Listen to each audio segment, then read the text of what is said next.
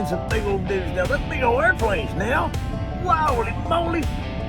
That bird, we're out here by the airport. There's some big old dudes now. There's silver wings. You know what I mean? I like to fly one of them things. I don't think they'll ever let me do it though. Oh, that red light's on.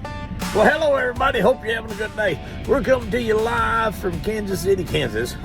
Getting unloaded down here and fixing to head back to the great state of Oklahoma, where we belong. Okay, so anyway, earlier today, I gotta tell you this. I get a phone call from my wife. And she says, hey, we didn't do anything for Father's Day. Would you like to go fishing this weekend? And I went, fishing? With you? She's like, yeah. And I'm like, no, we ain't never going fishing together again, ever. She said, why not? And I said, don't you remember last time? She said, well, no. And I said, well, I'll tell you what, we ain't never going fishing. Let me tell you the story and you all decide. Okay? So it's been years ago, but Saturday I got up and I hooked up the boat and I went inside and told my wife, said, why don't you go fishing with me? And she goes, I got to ride my horse, I got to do all this stuff. I said, you know why? Just go fishing with me for a couple hours, be a great time. And I talked her into it. So she's already complaining before we leave the driveway.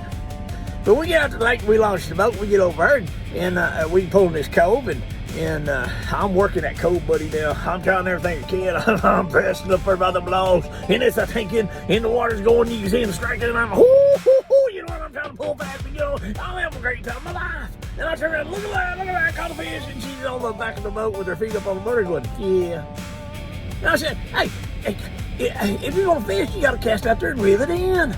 She said, no, I'm just gonna let mine drag. And I'm like, whatever, woman.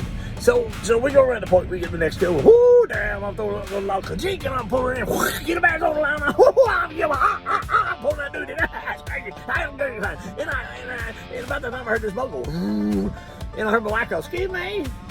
And I turned around and I looked, and when I looked, that boat went right behind us, and both them dudes in that boat was flipping me off.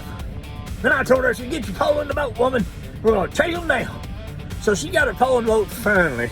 It took us like 3 minutes to catch up to them two dudes in that boat. And I pulled her outside and give her a stop. I jumped over in that boat and said, boys, don't you ever flip me off again. I said, you don't do that to me now. I'm telling you right now, we're going to have a serious issue. And they're like, yes, sir, we're sorry, sir. Oh, we done made please let us go. All that crap. So anyway, they get in their boat and they take off. I jumped back in my boat before they take off. And I'm like, whew, that was kind of risky. And I heard my wife back here going, yeah. Oh, that's funny. And I'm like, what the hell are you laughing at?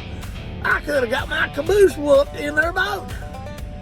And she said, well, there's something I need to tell you. And I said, well, I wish you'd tell me. And she said, well, when they come by, I thought they were a little bit too close, so I flipped them off first. Yeah. Last time we're going fishing together. I ain't gonna never take her again. I don't care if she bags. She can stay home for all I care. I don't care. She ain't gonna be with me no more. Man. Hey, don't go riding off just yet. Take a stroll over to woodyporter.com for more fun and a few more tall tales. We'll see you all out there on the trail.